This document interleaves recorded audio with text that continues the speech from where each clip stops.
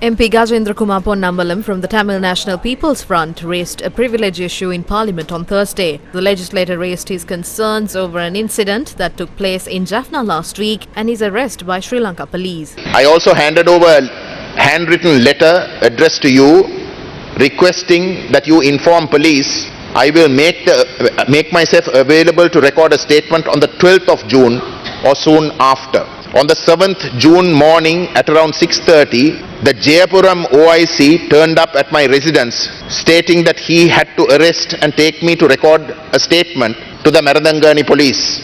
I asked him why the sudden hurry to arrest me despite the police itself wanting me to make the statement on the 8th of June.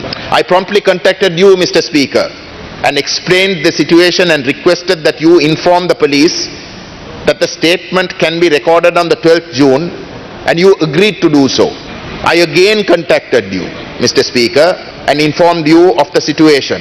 You then informed me that if there was an arrest warrant, you would not like to prevent them from taking me, but if not, you said that the police cannot prevent me from attending Parliament, especially in the context that I was to make a breach of privilege statement scheduled for the 7th morning.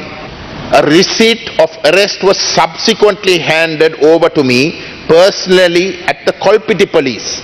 I told the police that there is no point in handing it to me. This should be handed to my family, who will have proof of my arrest if my whereabouts became unknown.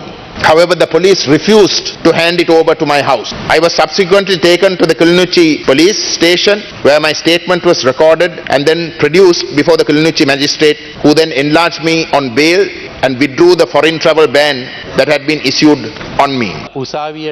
I looked at the video that was produced to court. It was clear that your conduct was unbecoming of a legislator. The video clearly shows you coming behind a police officer and pulling him from the collar and his hand. Thereafter, you had gone to two police officers close to the examination center. That is because they yelled out that these were police officers. Then he gets into an argument with the police officers and uses certain words. Those police officers attended to the scene because the MP informed them of an incident. That is an obstruction to the duties of the police officers. You told the media that you have called for a report. Once I get the final report, I will. So today you're talking without having a final report. No. But I have got. Today you're talking without having a final report. It is not the person with the uniform that I had a problem with. The person in civils was the one who was trying to order me with regards to how I must behave with regards to a person who the people in that gathering had surrounded. What right does anybody have to come and say that my meetings are illegal when I'm a member of Parliament and I'm actually serving my constituents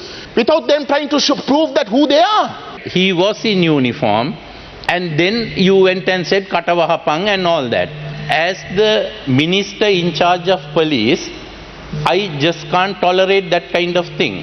I cannot tell the police not to take action, whether it's a member of Parliament or whoever it is. Even if I speak to a person like that, a police officer like that, no one is going to tolerate that. I really don't think the police has done anything wrong. Honourable Minister, now you make allegations quite unbelievably. As someone who has called for a report, you have made allegations against me listening to a police officer who are parties to this incident before you even got the report. It is very clear to me that the police were acting on your advice. The concerned MP has raised two questions. One, it was 3:30 in the afternoon, there was no exam going on, right? Secondly, can anybody in civis come and claim that they are police officers without establishing their identity? Are we supposed to take their word? Any thug on the road will say, I'm a police officer. You must show your identity. Those are the two questions the Honourable MP has asked. Thirdly,